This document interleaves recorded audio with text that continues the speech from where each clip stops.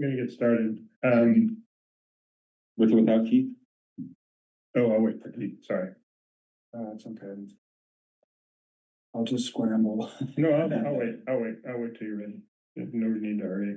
You know, the Board of Supervisors does a moment of silence and a pledge of allegiance at the beginning of it. We could have a long moment of pregnant time. You want to dedicate it to anybody?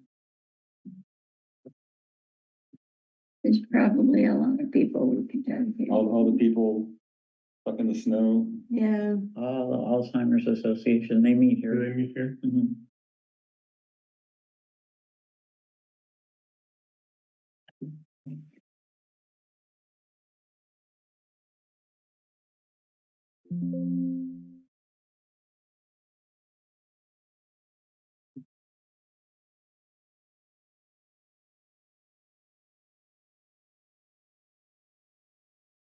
The good news, I reconnected to the Wi-Fi.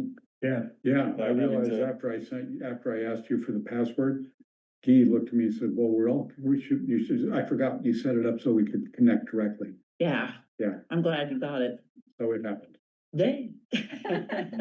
So much easier. Yeah. Yeah, it's tricky. When I come here, Libby always has to log in for me. It's a bunch of places to go. I kind of get it now, but I hear you. It's good that we can just be autoed. We have the technology. Just have to use it for good. Mhm.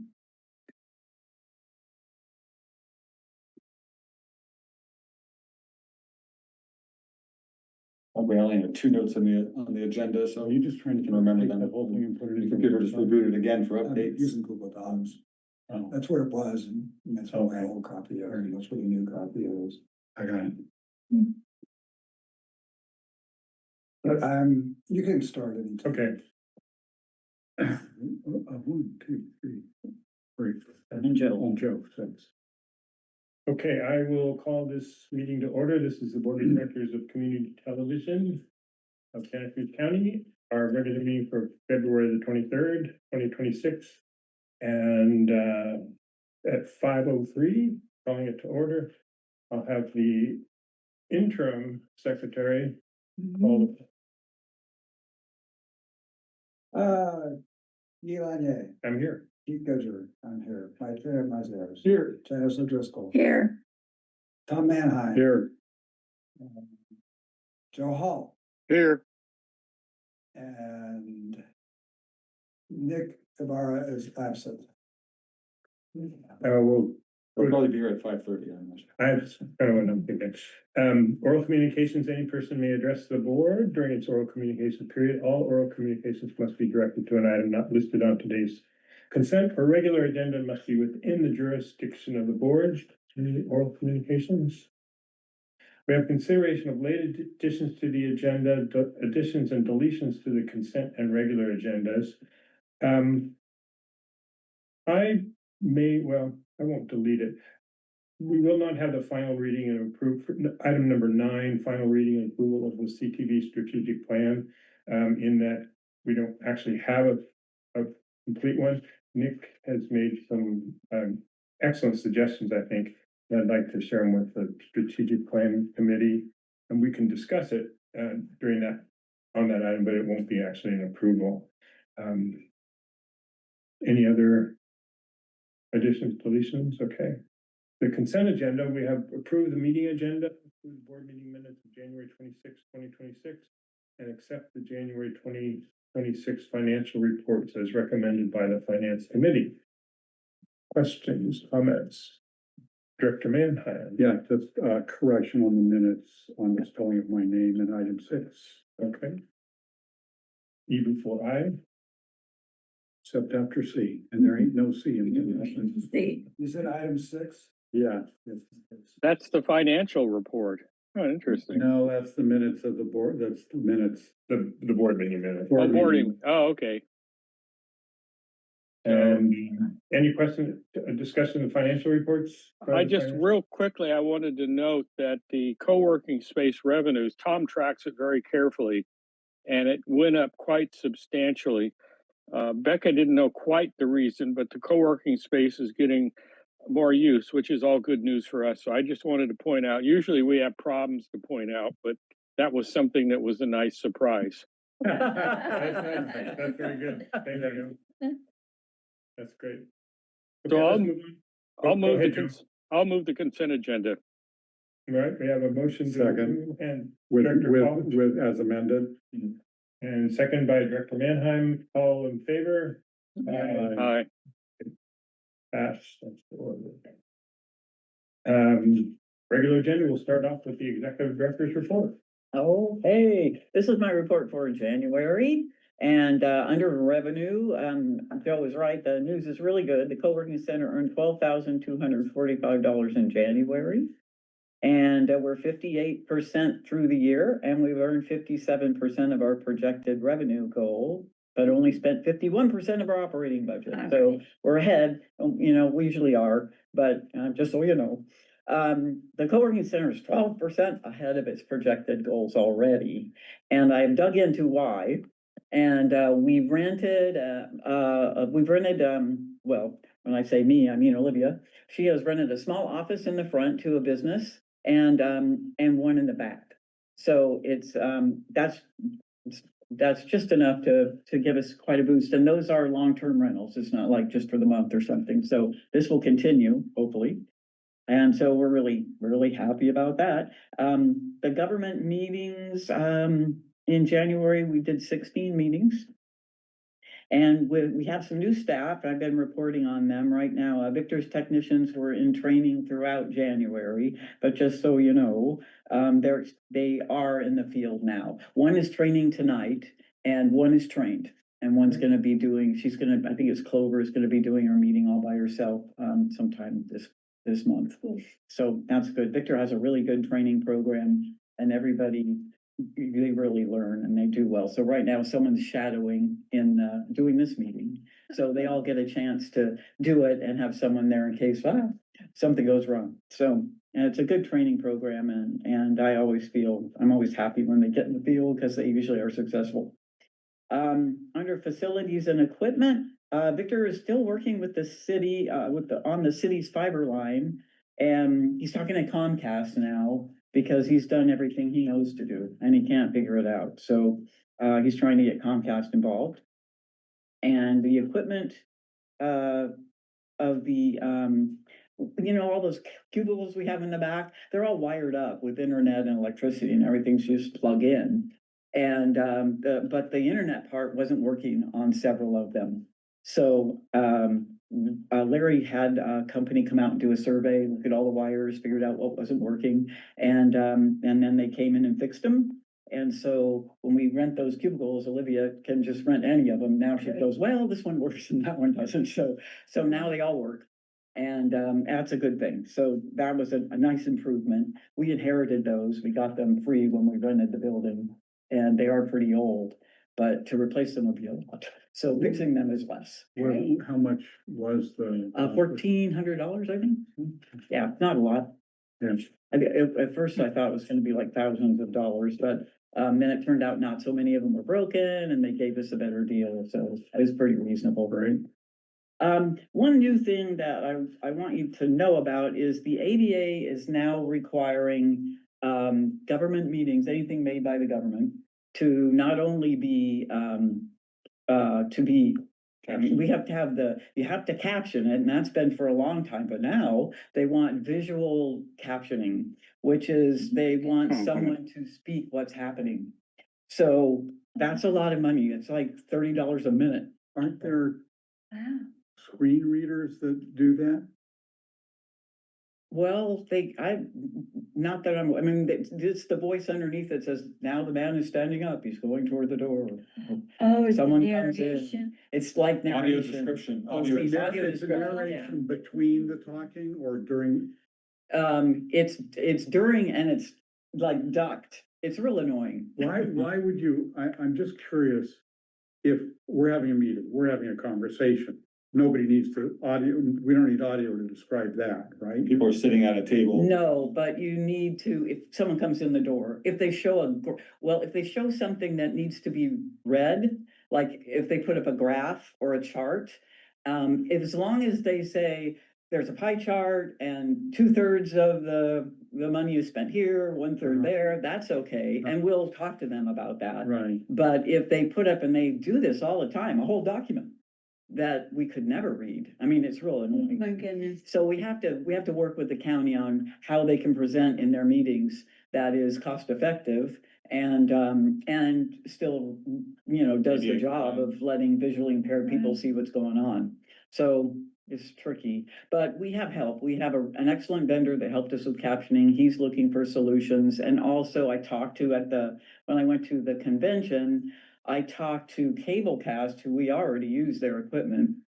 And they said that they have a solution and it's coming in a couple of months. So that would be great. That'd just be built in. It would just happen. We wouldn't have any extra equipment or any other processes. It would be built in. And Victor, now we have to do a lot of things to get extra stuff. We had to add extra files after the fact, and this would be great. And is this statewide or national? It's national. So this is coming from the federal government? Yeah. Wow. Yeah, there's no escape. I looked, we're too big. We can't, if you're a town under 50,000, you can avoid it, but not otherwise. But the news here is the thing. They're looking at broadcasters. They're not looking at us. But if someone were to complain that they couldn't see the government. We ought to be trying to be Yeah. consistent with law. Yeah. Yeah, we Yeah. have to keep Yeah. working on Yeah. it, but I don't think if it doesn't happen on time, we'll be in trouble. It'll be okay. When is the And law we'll get it done effective? Is it effective. already in It's effect? supposed to be effective in April? In This April? is not a new law, right? It's an interpretation of existing law, or is there No, I think this is new. a new law? Yeah. Passed by Congress. Yes. They actually passed. They it. passed it. Yeah. They might not know they did it. It's something else. So we will. Is there Becca, are there any cost implications that we should start Yeah. giving the city for their budgeting, to know about it? Yeah, I'm gonna do that tomorrow. Tammy just asked for me to resubmit the captioning, Or Spanish translation. yeah, Spanish translation, so I'm gonna add this in. I'm hoping to get a number this week from them, from Okay. Cablecast, to know what it will cost. I don't know yet. We just kind of have started working on this, and also our vendor is working on solutions, so we have a couple things coming, but I will let her know to budget in extra, because it'll cost something. Are they aware of this new law? I do not County or know. the city? I would think, but There's Not been sure. discussion about like website compliance for ADA, so I'm not sure if we're aware, at work, all the different websites, there's, discussion about them having to be ADA compliant, but Yeah. this particular aspect of the law, I'm not sure if Yeah. anybody else is aware. I wasn't aware. one good thing is it doesn't pertain to live things, only if you replay them. Oh, interesting. So we have time after the meeting So in to, other words, if somebody's watching the meeting Oh, I live, see. yeah. they get what they get. Yeah, basically. yeah, but when we record it and send it out, so that gives us, overnight or whatever to add the, Oh, This is- my how do you- goodness. I'm just curious, did you find out, has this come through ACM? I found out through ACM, yeah. Hmm. Everybody, we talked about in a meeting and no one's ready. Hmm. There was one place that was ready. That would be And it must have been, it was a big room of 50 different people and nobody was really ready for this. And some of them weren't captioning yet either. So, but they might live in small towns, so they might be able to get away with it. Yeah, Now, this does seem like a good application for AI. that's what I was thinking. There is AI, Our, yeah. security cameras at home, I won't mention the brand, but they're giving us a free trial of descriptions. Our notifications now say, a man and a light colored dog are walking. Of course, I don't know how, that's pretty basic. It's not as Yeah. sophisticated as reading a pie chart. Well, yeah, and it's kind of characterizing. tricky because I don't know if they can read pie charts, but they, there are AI versions, and I suspect that's what Cablecast will have, is an AI version of it. And that might not be perfect. So if somebody puts up a pie chart, is the obligation to say somebody's putting up a pie chart? Or to say somebody's putting up a pie chart and then literally describe the information Yeah, in the pie chart? Mhm. Wow. yeah, That's gonna be tough. it That is. gonna So be- oftentimes the person presenting the material would hopefully, occasionally, having watched a lot of board of supervisors They meetings, usually do, yeah. they usually do, but not always. Sometimes they say, oh, I'm not gonna go over every single point on the slide. Yeah, Um, Yeah, because I'm it's just too much to read. imagining budget sessions. Oh my God. Yeah. Oh, man, yeah. You're gonna, Yeah, that's my fear. My fear, I've seen a bunch of meetings where they just put up a document and it's just like a, 8.5 by 11 sheet of paper with typing on it. No one could read that. Yeah, So I don't know if there are workarounds, like, this is available somewhere else to read. well, there's another interesting question I would wanna know is if they put up something that's not readable by people watching at home, do we have an obligation to then go find out what it said? Yeah, Or to simply say, there's a piece of paper there, it is not readable on the cameras. In other words, Oh, that's good. because you're letting somebody who has vision impairment know that they're not missing anything, which is, you know what I'm saying? Mhm. Right. It's, yeah, as long as they aren't missing anything. I mean, if it's literally not, otherwise your obligation would be to go get the document that was put up, yeah, get a clean copy of it and, I mean. we couldn't Yeah. have someone read that. I Right. mean, it couldn't be a visual thing. Yeah, I think what we need to do is, once we get really clear on what we need to talk to the Board of Supervisors and ask them, not to do that. And to do two other things, workarounds for them. And, I just to think, be aware that. yeah, that whatever you put up there, we have to Yeah. interpret. Right. And- Well, Issue some timelines for Right. presenting. Yeah. Documents. Yeah, I have a feeling this is going to take quite a while to work through because a lot of the people who used to write the guidelines for these, if it is in fact new and just not an interpretation, aren't with the Department of Justice, and the other departments have lost so many employees. It's kind of going to be do the best you can do and see what happens. I think that's what we can do. We can do the best we can do. We can make a huge effort to get the AI captioning thing or the AI interpretation going. And then as we go along, maybe there'll be things we can do and maybe we can't, and we'll see what happens. And we try to figure out some things, and we can meet with them and let them know these things would be hard for us to deal with. So, Yeah. try not to just put up a document and I don't know why they put a big document on the screen if they're all talking. I mean, you can't Right. read and you can't. Well, even if you're Listen. sitting in the room, you can't read them. No, Right. so maybe they just announce this document and they don't show it. I mean, you can go and see it. Maybe they just put the name of the Or document so people excerpts can of what find they're it. talking about instead. Yeah. Hold on. I think once they realize what they're up against, also, when we do this, we'll pass the cost along to them. So Sure. it's in their best interest to figure out workarounds and to help us with this. And I think they will. They've been pretty good so far. Okay, so a couple more things. Yeah. Sorry, my report seems to be going on and on. I worked with an attorney at Nathan's law firm to write a letter to Barbara and Satellite terminating our agreement. And they did a great job. And the letter has been sent and received. Mhm. And so we will be done with our satellite partnership at the end of March. Oh, Yeah, so that's good news. Everything went well. It was all fine. excellent. And I got a proposal from Satellite because Olivia really likes desk work. She doesn't want to try to learn a new thing. She knows how this one works, and so does Mel. So we're gonna keep that. And so I got a proposal from Barbara. And I'm still looking at it. There was a couple of things I asked her to change and she did, but I want to review it some more. But it is, one thing I can tell you is the price is half as much as we pay for office R&D. Oh, Yeah, so it is a savings, a big savings. Good. Yeah. There were just some lines in it that I thought were oddly phrased, so that's all. There's nothing bad in it. It's just it's not ready for me to sign. So we'll fix that and then you guys can take a look.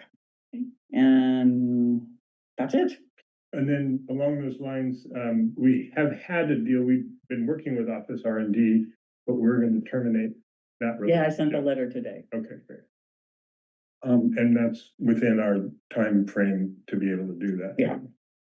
And just FYI, going back to the last item, it's a more explicit determination by the Justice Department of existing legislation.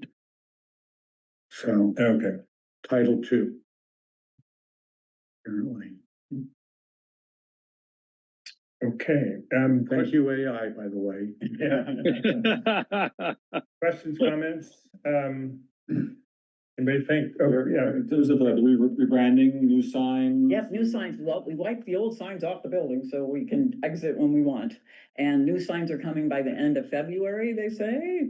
And I'm working, the signs for the outside are coming from, oh gosh, I can't remember the name of the sign company, but it's one over there by Costco. They've done the signs before for us, so they're working on Oh, I those. know who we mean. Yeah, Mike Terran, he's my guy. And then, I'm working with, Drew Stokes from Stokes Signs to paint the top. Cool. He was recommended to us by the other sign company and seems to work for them. He said, this is who we'd hire. Yeah. So, well, Stokes so is great. he's got our artwork and he's working on it. Is that other company Cato? I'm sorry, Is the Cato's son? CATO? I don't know. Oh, I think it's something north. Yeah, Oh, it's it's Northwest Signs, I think. Yeah. Yeah, they're right as you turn to go down to, oh, they're on that road. Yeah. And there's a huge tree in their front yard, so usually don't see. Yeah.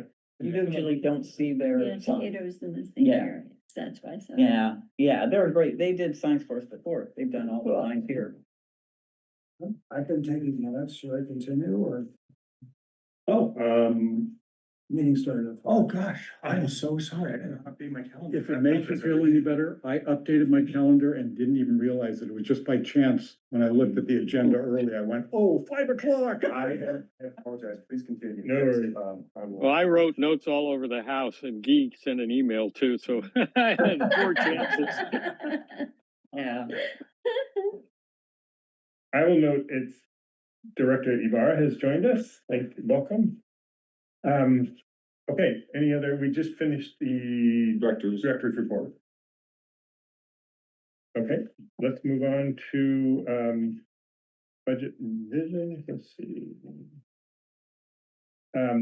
Item number 8, review and approve mid-year budget adjustments as recommended by the Finance Committee.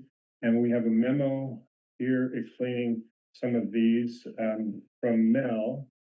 And, Becca can answer questions, I can answer questions, or Joe. Basically, this is a couple of things it's to provide some administrative support for Victor and Olivia, also a boost to our contract services. We hadn't budgeted correctly for the compilations and the tax return, and so the annual costs are now going to be around $3,500. So we needed to boost that line. I think it's $6,900. We've had some contract services already involved with some of the technical work. Is that right, Becca? Yeah. And then some legal expenses, partly with our separation agreement. We would also are proposing some raises for Victor and Olivia. Some of that comes from operating expenses and some of that comes from capital, which is an 80-20 split, which is how we've been doing it all along. And then the amount is there should be a comma there, 36,231. And that comes from. That's all told, everything together. Yeah, Right. and it comes from prior year reserves. And then in the capital budget, there's no real change. It's just a matter of moving some things around, moving some money from equipment grant program to depreciation, and then building and maintenance and equipment maintenance is where we get those 20% salary costs, or where we attribute it to actually. Any questions? Yeah, I have. Comments? Yeah. Go ahead. No, Oh. I So I said this before, I'm fundamentally opposed to using reserves for long-term expenses. One-time things that's what reserves are for, one-time items. But this is long-term. It's not just this year. It will be in next year's budget as well. And it will require using reserves in next year's budget to also pay for it. So like I say, I'm fundamentally opposed to a nonprofit dipping into reserves for long-term expenses. I don't think this is a good plan. I think we need to ask the executive director to come back with another plan that addresses that issue. In fact, part of this is for extra help. It says in here, I've been here, I've talked to employees, I don't think they need the extra help, so that's one thing that could easily be removed. And the other reason I think that we don't want to approve this right now and we want to ask for another one is because of the uncertainty with the executive director's retirement. We may incur other expenses this year and definitely next year that are not in the normal budget. So since we can't know what those are yet, I would like to defer this till after the personnel committee has had a chance to meet, which is, I think everyone knows it's Janice and my friend. Andrea and- Who's gonna blame you? So that's what I'm saying. I'm asking that, we not approve this budget recommendation. May I respond? Yes, please. We do have the money going forward. For the last 3 years, we've made $26,000 more than we spent. So we have had extra money for the past 3 years, and that will cover the salaries at least. The other things, are not that much money really. So I think that we have what we need to go forward. Some of these things will never happen again. We had to do office R&D. We did the big ISO-5 thing. This year was an odd year. We weren't expecting a lot of the expenses that we got. So I think that I wouldn't have proposed raises if I didn't think we could do them again. And there is extra money in the last 3 years. I had Mel look and she brought up the numbers for me. And every year it's between $26,000 and $27,000 more that we make than we spend. And that's why we have reserves. Joe has. Joe, yes. Yeah, I wanna, what is it, respectfully, disagree with Keith. Cause I'm more worried about us getting to the next few years. And so when it brought up, I actually went and used Chat GPT just out of curiosity to see what the salary was going to go up to from where it is now. And I sent it all to all of you. And it was interesting. We're going up now with Victor's salary to where he's really, mostly paid in the rest of the kind of government and private market. So my hope is we can keep the talent we have and keep running, because this organization runs on people.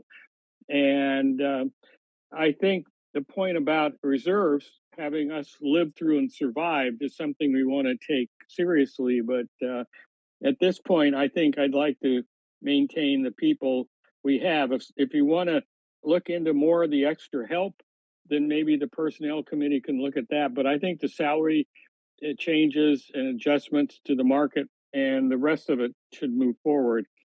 Maybe you can examine with them a little more what they're thinking about. I take Becca's word on it because I'm not here. Keith is more often, and maybe he has some better ideas of how to deal with it. Anyhow, those are my thoughts.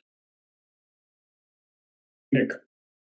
Clarifying question on this, probably for you, Becca, is your anticipation here that next year's budget would build this in without dipping into the reserves because the budget would be built differently to account for these increases? Or how would you? Yeah, I think that I think that trend will hold up. I think we'll make more money next year, like we do every year, than we really project. So next year's budget, I just put it in there and balance it that way. We've done it every year for the last 3 and I think 4 years. So it's predictable. Thank you. And I have a question about our Schwab accounts and the interest that we make. Yeah. Is that some of the money that we are? Yeah, our reserves is what we put in there. We put so far, oh gosh, I have the numbers in my computer, but not in my head. We did 100, we did 500,000. I think we put $1 million in and possibly $1.2 million. And we're making money on that. Yeah. And that's where the money goes, right? That money goes into, and Mel has a line for it. It's unexpected, or it's a different. Unanticipated revenue. Yeah. And then at the end of the year, it just goes into reserves because we didn't use it. So we've earned, the very people that help us earn this money are the ones asking for raises. Mhm. And I think they've done such a good job. We've made more money for years than we spend, and it's because of them. I think we should, Victor just helps the county and all the different cities. I mean, they don't pay us for that. He's just on salary. He appears at the county when there's a problem and tries to solve it, and often does. And he also goes to Santa Cruz City and Capitola and PVUSD, and he helps all those guys solve their technical problems with transmission. And that's huge for us. That's such a big confidence builder and great PR. And Olivia does an amazing job running this place. It's really different than all the other co-working centers. And she has taken the temperature of all the people here and creates an environment that this particular group enjoys, and they love her. I get lots of comments from them, and that's, it is all about her. I mean, we have a nice space, but people wouldn't come if they didn't like who ran it. And she's really good at working with difficult people. I always tell her, I'm happy to send them a letter and just send them packing. She's like, no, I can work with them. So she's really good, and she knows our system, and people like her, and that's worth a lot. Well, I'm going to speak in favor of this for a couple of reasons. Primarily that we support our staff because they are the key to this organization, just spinning off of what you were saying, Becca. Also, not all of this is going to be year after year. The contract services, I don't anticipate, well, we will have some with the tax return and the compilation. I mean, those have gone up. Yeah, but the reason it's high right now is because we were too behind. Okay. So it'll be less as we Okay. move forward. And contract services we're not gonna have. I have another question. I'm in favor, yes. So the other problem I have with this budget and why I'm also asking for it to not be approved is the capital budget. The capital budget is now at 100%. And that's the budget that's been adjusted with the extra 100,000 that we used to use for the educational thing. That was one of my questions as Yeah. well. So now that 100,000 has moved over, we have gone to 100% of the capital budget. We just finished a strategic plan cycle. Where Tom had some great numbers about the fact that we could expect cable fees to continue to drop over the years. At some point, the county is gonna drop our $600,000 because they're not gonna be receiving it, and I don't think for a minute the county will give us money that they don't get. And so I have a real problem with the capital budget as well, and I would also like to see that revised so that we are no longer at 100%. It slowly has been coming up month after month. It's been year after year, the budget has increased to the point now we're at 100%. And I don't think that's sustainable either. Other comments? Do you want to Well, say something so, like that? yeah, so I just a question about, the equipment grant money being transferred. I recall asking about this previously and that the opinion is that money is not encumbered, that it is Yeah. not earmarked specifically for the equipment grant program. Right. But regardless of that, my question is, how, just in terms of appearances, I don't know if anybody from the county besides me is looking at this, reviewing this, if there's ever gonna be a question about, hey, that $100,000 you've been getting for the past I have a letter. 12 years. I have a letter from Kevin saying, I'm not gonna put that in there separate, I'm just gonna put it in your regular budget. So we have a letter saying that was transferred out. They felt like we'd done enough with the grant program. We could continue if we wanted, but we didn't have to. Okay, well, hopefully that won't come back to bite us. Well, the other point about it is that money wasn't just used for that, it was also used for loan, I don't know if we'll call it a loan, it was used to support local nonprofits and their ability to do video of their facilities, events that happen in the facilities. And now that we're 100%, we no longer have that option to take that money and help out local nonprofits get video of their events.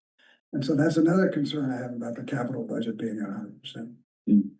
Keith, can I ask, because you have much more experience in this than I do, and I respect your view on it and your experience, can you explain what changes you would see? Would it be bringing down the 100,000 and for these other two uses and leaving some portion, or what exactly would that change look like that you're perhaps envisioning, or are you asking staff to just come to take a closer look and come back with something that leaves some kind of?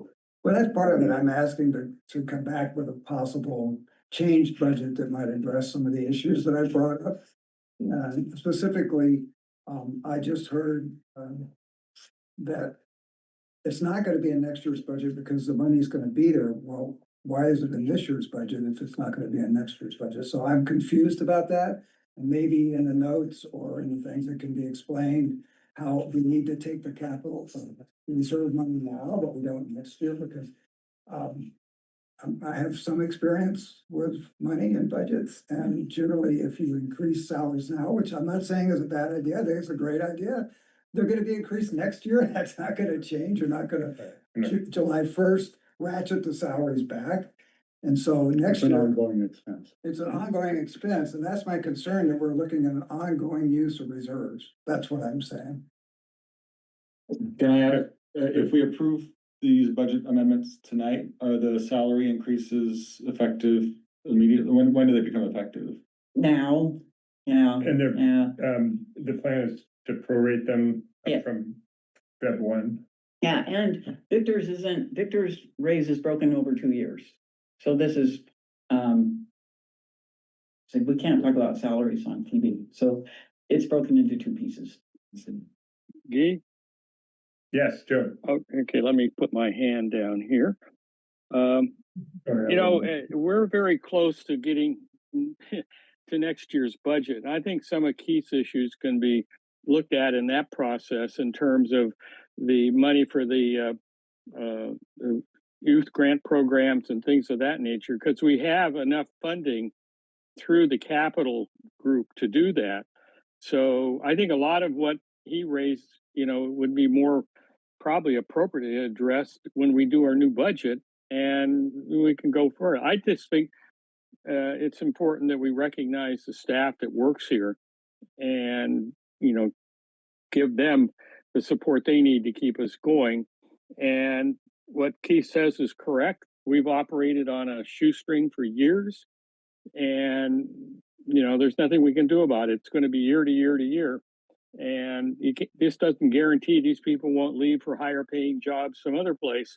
But we've done what we can do, and that way I'm done. But I think in terms of some of his other capital one, that's something we could address and talk about in detail during our budget process. I have a question about the capital, Keith's comment raised for me. I know that, the letter from the county said, we're gonna give it to you as a lump sum. You don't need to we're not gonna keep it separate. No,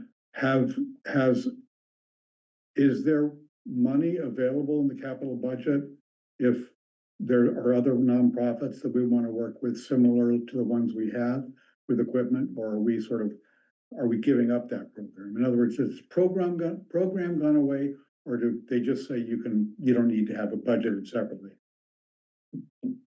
the program could go away.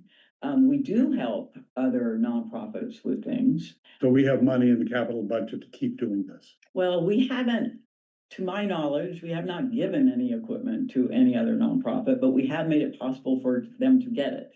We buy it and lease it to them, Right. and they pay us back. Right.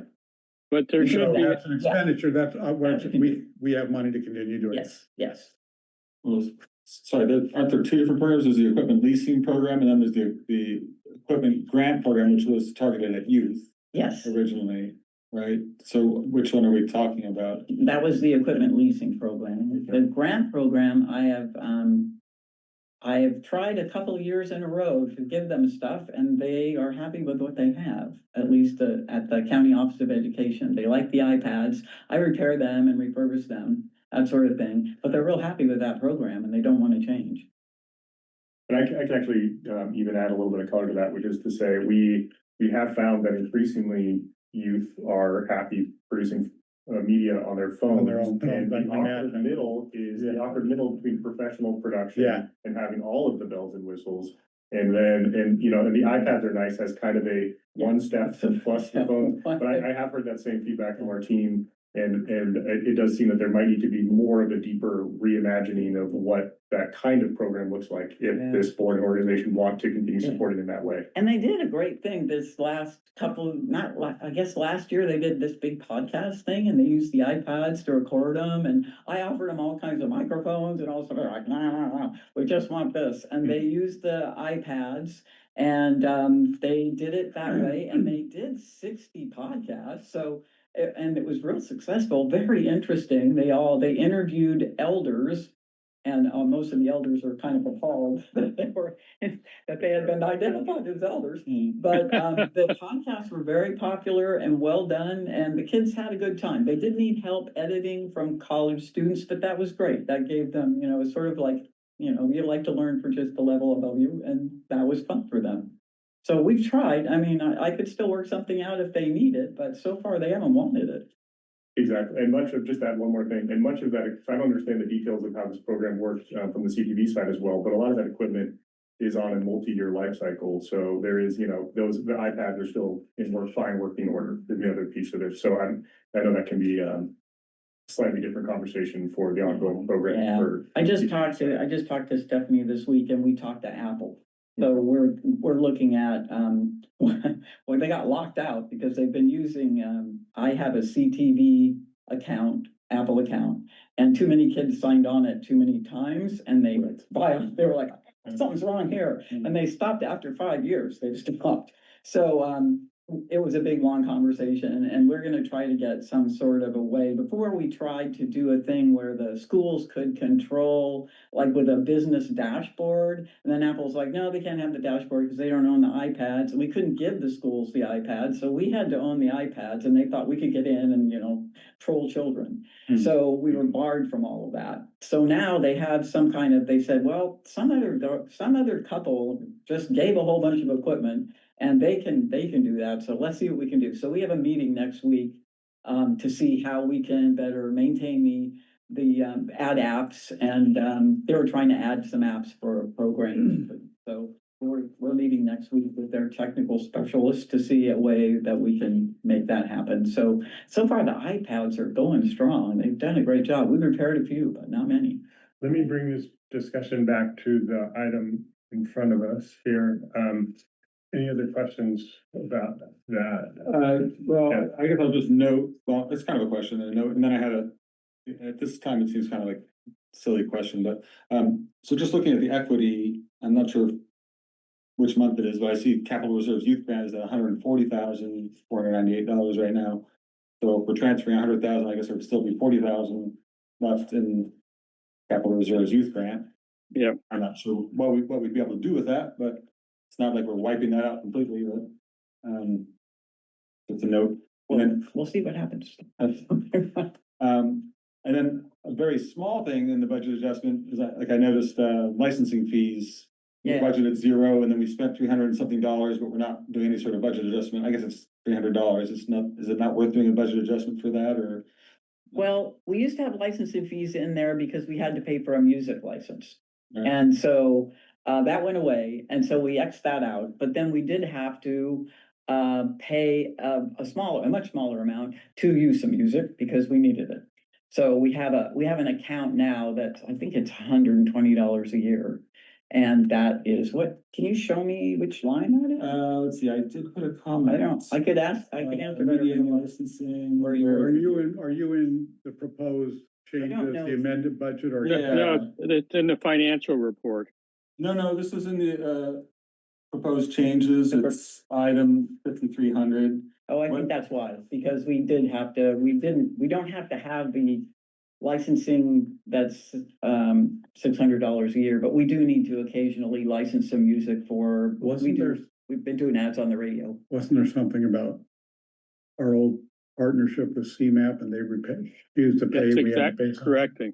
Yes. Yeah, it was $1,200 and we paid 600 and they paid 600, but then they stopped paying. So we did that, but that was last year. I don't think that's in this year's budget, is it? No, I thought it. Oh, maybe it is. I thought it was last year. It's the very last page.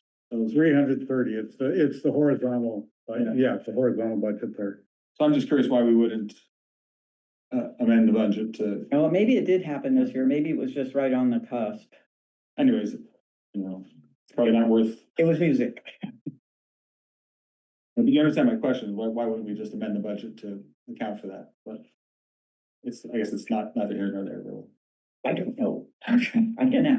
These are the guys here's the finance committee. It's pocket change in terms of the overall budget. Yeah. Okay, well. Did any Tom, other he had discussion? something he was gonna ask, and Were you gonna? I was, Yeah, I thought I did. okay. okay. So I'll entertain a motion if one's so desired. I'll make a two-part motion. The first part is to approve the proposed budget adjustments. And the second one is to extend the budget, new budget cycle to where there's an extra meeting to go over some of these longer term issues that Keith brought up. So we can do a little bit of financial projections to make sure we don't overdo our reserve issues in the future, because that's a real issue. But I think I'm kind of the point I want to get from one to another. So it's basically a direction to staff when they work on the budget. They can handle it one, but I want another part in the budget to deal with a little more of the long-term issues. So it's a two-part motion that I'm making. We have a motion on the floor to approve the budget adjustments as recommended and then call for in the budget workup for the next year, call for a second meeting to look at longer term budgeting. I would like to propose an amendment. I guess you need a second before I can request an amendment. Has anybody seconded I'll that? second. I would like to have you amend your motion to include direction to staff that when they put together next year's budget, that it be done without going into reserves, that they find a way to incorporate these raises and projected raises for next year into the existing budget that they will propose for 26, 27. Yeah, that's right, 26, 27. Well, I think just to get it going, I'll agree to the amendment, but I don't know if I necessarily agree to it. But all of us are kind of taking different points of view, so I'll accept the amendment to it, and we'll see what happens during the budget time. Is that all right? Is that okay with a second? Sure. Okay, so we have an amended motion on the floor. Discussion. Can I read it back so I know? Yeah. I kind of shortened it a little bit, Joe, so bear with me. I said the motion is to, 1, approve mid-year budget adjustments, and 2, extend the new budget cycle to go over the other issues. And then I will add 3, direct staff that next year's budget not use reserves. Is that? That's fair. Yes. Yeah, That's definitely. good enough. I will correct you on the order that needs to be done, because it takes in Tom's comment, and that's fine with me. Right, and which wouldn't necessarily be the third thing in a row, but that would be part of that cycle. It's good enough. We'll see where we are in a few months. Okay, Sorry, one last question. yeah, please. I'm all in favor of giving our staff a raise. I'm concerned about Keith's concerns. I know we did approve a bonus at one point for staff. Would it be possible to structure this raise as a bonus rather than as a raise, so that, any raise would have to be considered in next year's budget? Or is That's possible. I'm not in favor of that. I think. No, I think we need to recognize what the real salaries are and not try doing one times. I mean, I thought that was good, because there was a lot of work that was done, and so, but we have a budget session coming up, and the second part of this the raise will be there, and we'll see where we are, and it may end up that way, but I'd rather get it on a level that we could actually go out and hire somebody if Victor left. right? That's a compelling argument. Yeah. I don't think you can tell someone you have a raise for this year, but not next year. Yeah. I think they would really start looking for another place to go. Yeah. Thank you. Other discussion, comment? All right, I will call the question. Does everyone understand the motion and the amendments as stated? Let's keep. I was wondering, I'm not adamant about this, but I wonder, because it's about budgets and money, if we should have a roll call Oh, vote. I think so, yes. Okay, thank you. So, and who's doing the driving over there? You are? Okay, you can call the roll. Okay. Give me a second till I get everybody's name, so I don't make, I know, I've got it, I could just copy it. That works better for me. Yeah. I'm not even sure how to put this in the minutes, but we'll give it a try. Director, Chair Lanier. Yes.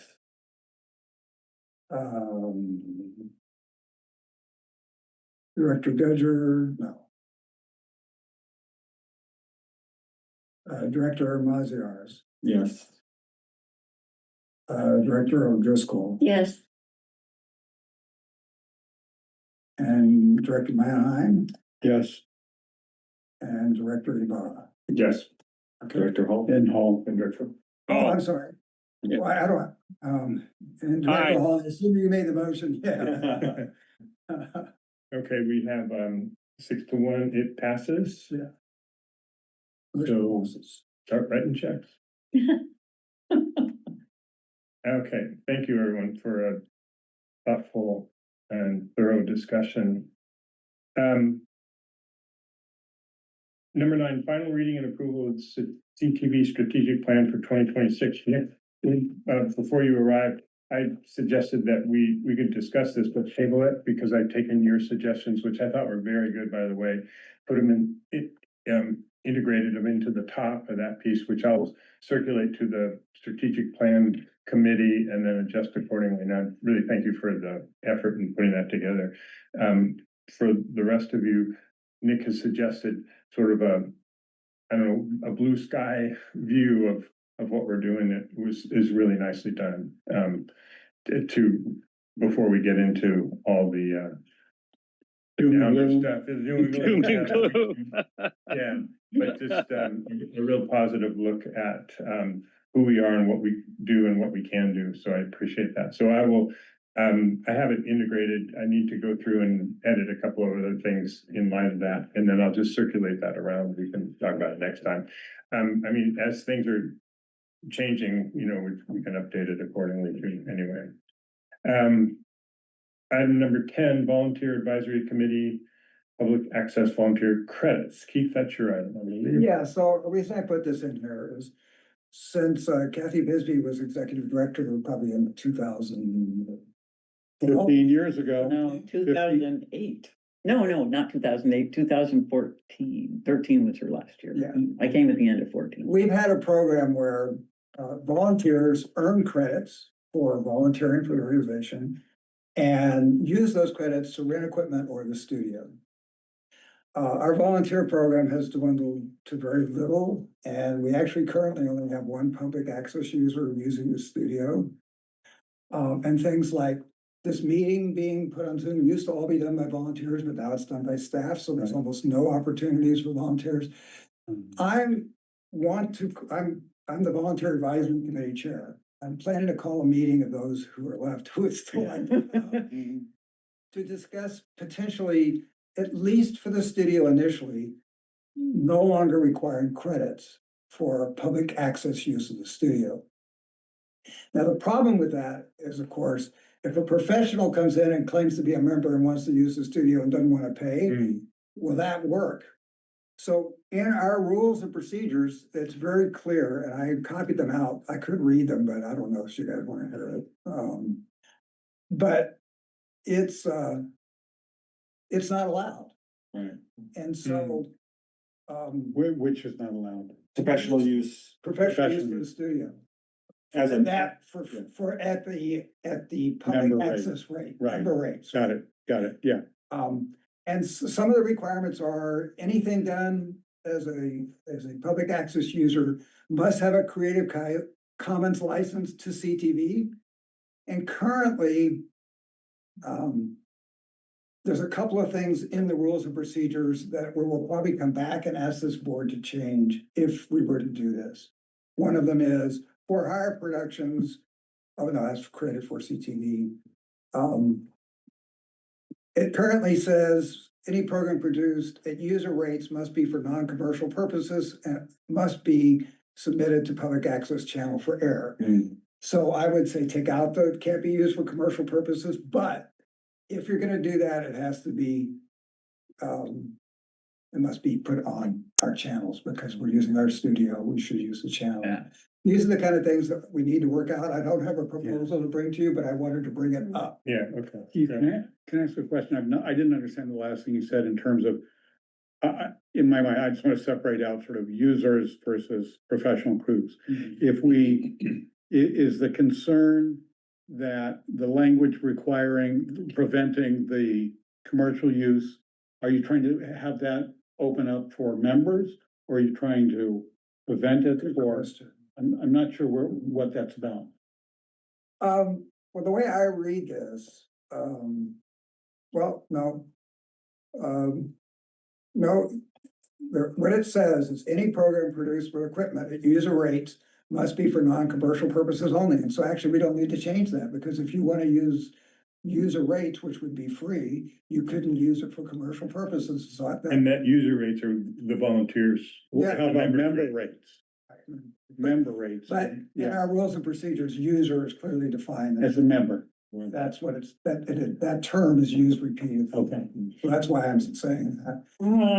And, you know, there's things about credit, so we'll have to go through this. I'm not asking for any action. Right. I just wanted to bring it up before I even did the next step. Right.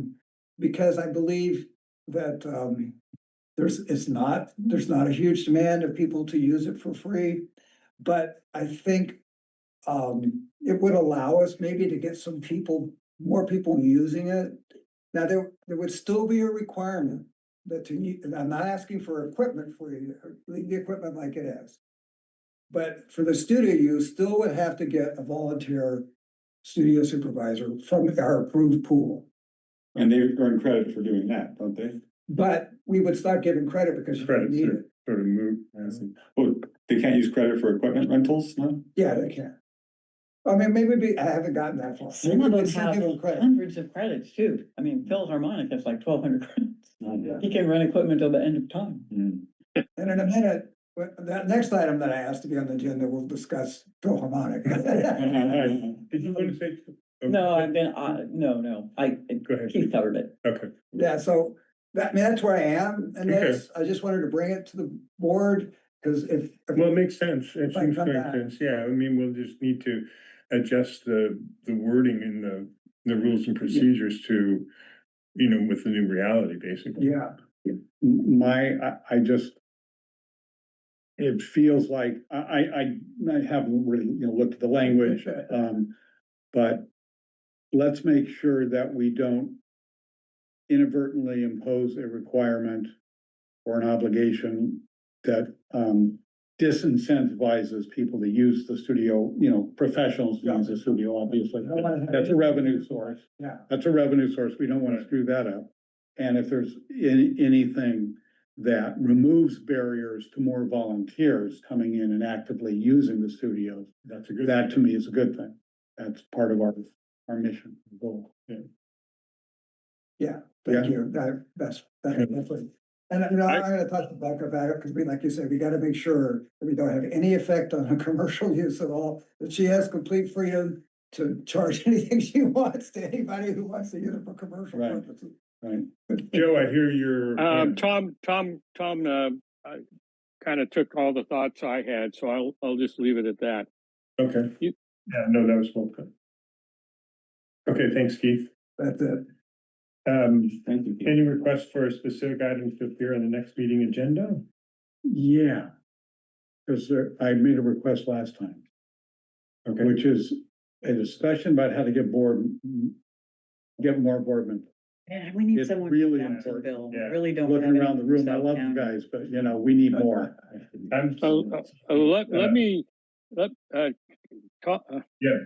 Let me mention, at my own behest, I wrote a letter to Senator Laird and Yeah. asked if he could possibly, and I didn't know it at the time, he's the person who's in charge of the Brown Act and the Bagley-Keene Act, which are the open meeting ones.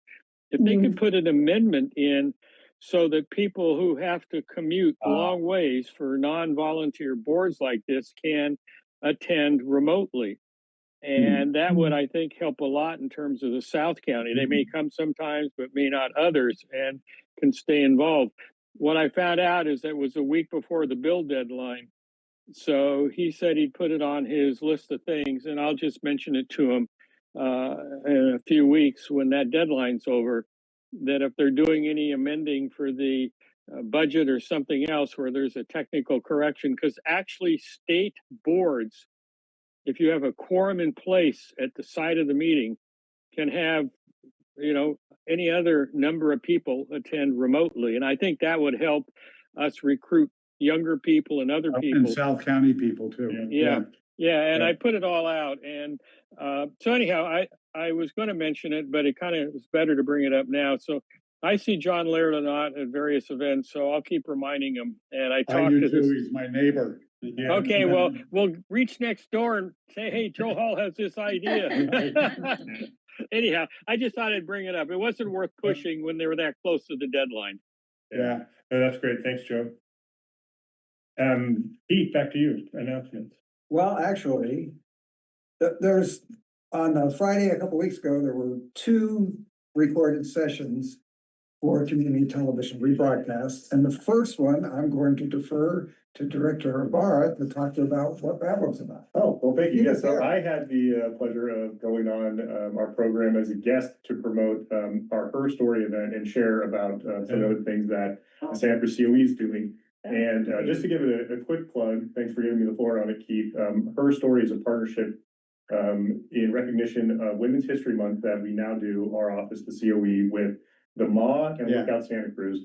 And the way that it works is we have community members nominate a list of women and girls in 3 categories that are impacting Santa Cruz County of today, yesterday, and tomorrow. So kind of those 3 category breakdowns. And we have a celebratory event at the MA with a lot of history and educational activities and a lot of tabling. And it is on March 6th at 5:30 p.m. Would love to invite the board and any of our viewers on YouTube as well to attend 5:30 p.m. The whole museum is free. And I will say, if you haven't had a chance yet, you can check out the new Her Story pod on the 2nd floor History Gallery. They added a new pod focused on some incredible stories of women who've impacted Santa Cruz County's history. Great, thanks for having us on, Keith. We appreciate it. It was great. And I was able to get that one up real quickly. And the other thing that happened was, there's a little backstory. I mean, I put the link in I asked the chair to put it in the agenda. We're gonna change the name of this facility. And so it's appropriate that the CTV mailing list get a newsletter describing that. But it needs some content. Just that one, I mean, it could be one article, that's great. But I thought it would be good to have some content. So I've talked to Becca about a couple of interviews. She didn't have time, so I got Steve Plates to interview Phil Harmonic. And, you know, I had to do a lot of editing, and Zoom bit me a couple of times, but, so it's not the nicest looking thing I've ever done or anyone's ever done, but the content is pretty fun. And if you just watch just the beginning, you'll see why I'm talking about the credits issue, because the first thing Phil says is, come on down to CTV, we need you. And I thought that. And, you know, he says some really nice things. And he has some interesting anecdotes about community television and his previous public access work that are kind of fun. There are some stories that I had to leave out. Not because they were untoward or anything, but because I didn't think it was appropriate to talk about the financial history of the public access station in Palo Alto. It was an interesting story, which I can relate outside this meeting, but it was not appropriate to leave it in. And Phil was happy, you know, he understood that there had to be a lot of editing, and he was pleased that it came out okay. So, That's great. and we may at some point, either Becca or me or Steve Plage interview Matilda as well. But Yeah, that depends. I think that she next week I could probably do Matilda. I couldn't do it before in Yeah. time for your deadline, but I can get Matilda, I think. She's on my list. Yeah. I just wanted Keith, to. Keith, one Yes. follow-up. It's March sixth at what time? 5:30. That is 5:30 PM. 5:30, And the okay. museum is Wow. open and free all day for First Friday, and there's a lot going on in First Friday downtown. Okay. And some related activities and a great band in Abbott Square afterwards. Okay. So a fun evening. Okay, no rain. Yeah. Yeah. Good luck with I that. think we're done with that for a while, tomorrow, but, yeah. Want to do the honors? Or any announcements? That's the next. one. Yeah, any other announcements? Can you make yours? Thank you. Well, I'll just share, and I'll keep it brief, but, one of the other big events that I wanted to share, with this board of the community is the STEAM Expo, because I think it relates to, tangentially to some of the work that we're doing. So, on Saturday, March 27, let me make sure that I got that date right. Yes, no, that's 28, excuse me, at, the fairgrounds. We have what used to be the Santa Cruz County Science Fair has expanded into a STEAM Expo where students of all ages attend who are not necessarily showing in the science fair, and there are dozens of community-based organizations and partners who have hands-on science and art-related. STEAM. So STEAM Expo is science, technology, engineering, art, Oh, and math. I was imagining going back to the STEAM. days. I could have left with that. So it is about science, technology, engineering, art, and mathematics. And That's it's an good. expanded science fair where the science fair is also happening, the countywide science fair where all the schools come together. Yeah. And now there's a whole expo around it of hands-on activities. And I'll just share, there's an indoor pool with robots swimming in it. Usually Joby Aviation is there with, 3D goggles of some kind, showing you test flights and a lot of fun stuff. Oh, that's we great. highly The robot Recommend. teams, you don't wanna miss them.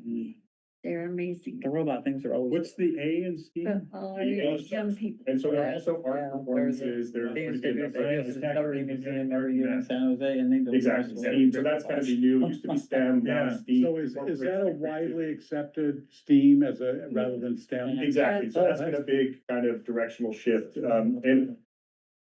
Well, actually. It is Yeah. all over. Really No, help. my daughter talks about it. She lives in the East Coast. San Francisco does. That's Yeah, STEM things every weekend and they're all. because she was asking me for STEAM presents for the children for the holidays. You now see both, and you see some things are STEM, right, where there is not an arts component, and some things are STEAM, where there is that arts component, and you kind of get. I think it's but- great that arts is making it back Yeah. into, sort of a It focus. always has to sneak its way in. Yeah, I'll just say, it's, there are many things like digital art and things that this organization does that Yeah. and especially now with all the technology we have, the difference has really blurred, where you need tech skills to do art in all these mediums, and so you see a lot of that here. Just, and this is probably going a little off base, but did you happen to see 60 Minutes last night? I didn't, I will check it out. They had a piece on an artist down in LA who has been doing digital art for like 25 years. And the stuff he's doing, I mean, we saw a piece of his at MoMA in New York like last year. And they show that piece. It's mind-boggling to see. And anyway, he's doing a whole thing down in LA where he's creating a new museum of digital arts. Oh, wow. It's worth, if you can find that clip, it's worth seeing. Sorry, I dragging this down That's an announcement. Yeah. down a hole, but, Well, Tom, you're in charge of the next item. Did you want to move it? Joel? oh, move adjournment. All right. All in favor? Aye. Thanks, all. Thank you, Brian. So it's Bye-bye. really, thank you, Keith, for taking minutes. It's a mess. Recording stop.